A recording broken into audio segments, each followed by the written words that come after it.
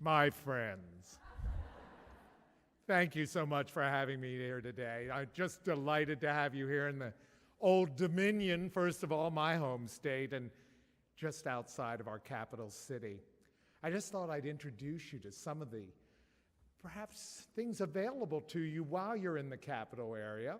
And I guess I just starting with the clicker. I'll try that. I'm not entirely familiar with all these new innovations. Let me see. Oh, there we have it. Who is that handsome young man there? That's Pierre-Charles L'Enfant. Back in 1790, I had convinced Congress that Philadelphia was Filthadelphia, and we needed to move the capital. Actually, it was a compromise. The federal government was assuming the debts of the northern states from the Revolutionary War. And, well, I said, well, why don't we move the capital farther south and maybe the southern states will accept the debt? And lo, they did. And by the way, Martha and I had some land we wanted to unload. So, swampland. And I'd engaged Pierre-Charles L'Enfant, a young Frenchman who'd come to fight in the Revolutionary War. He'd been injured. I learned to meet him when he was injured and found out he was an excellent draftsman and artist. And I engaged him to lay out the capital city. And the plan was along the Potomac River. It would be 10 miles square. And actually, this southernmost point was down to Alexandria, Virginia.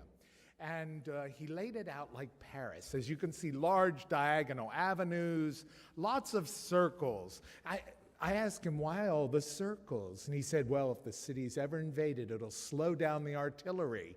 And if they are there during rush hour, you'll see it works beautifully.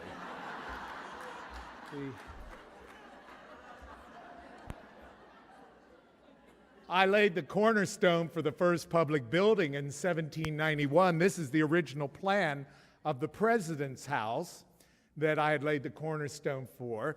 And this is what they ended up with. They had to put a big portico on it and everything like that. It's just too dolled up. I liked it better our old way. I also, in 1793, then went back and we laid the cornerstone for the Capitol building. But the British burned it in 1814. They were into urban renewal. And this is what it looked like. I think I have another picture. This is what it looked like in the 1830s before they added the wings on it. And when they added the wings on it for the Senate and the House of Representatives, that dome no longer looked appropriate. Not only that, it leaked severely. So this is what we ended up with today. Actually, when you visit it, it's going to be completely shrouded in scaffolding. The dome had been completed in 1865 at the end of the Civil War. It was, get your phone, would you, dear? Thank you. There we are. Good. Didn't you read the sign? Turn off all. There's a little, that's all right. You don't have to bow to me. I'm not a king. We took care of that years ago. At any rate, it's completely covered with scaffolding because it was cast iron, cast in Philadelphia, pieced together, and painted white to look like stone. But we had an earthquake a few years ago, and not only that, it's 150 years old, and it's got 1,300 cracks in it. And that's not just the congressman alone.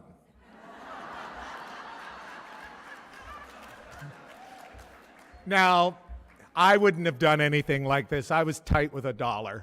But this is the plan for the monument to Washington as set out originally in the 1840s. They started work on it in 1847 and promptly ran out of money, and it sat there like this. Yeah, it's not unusual in Washington.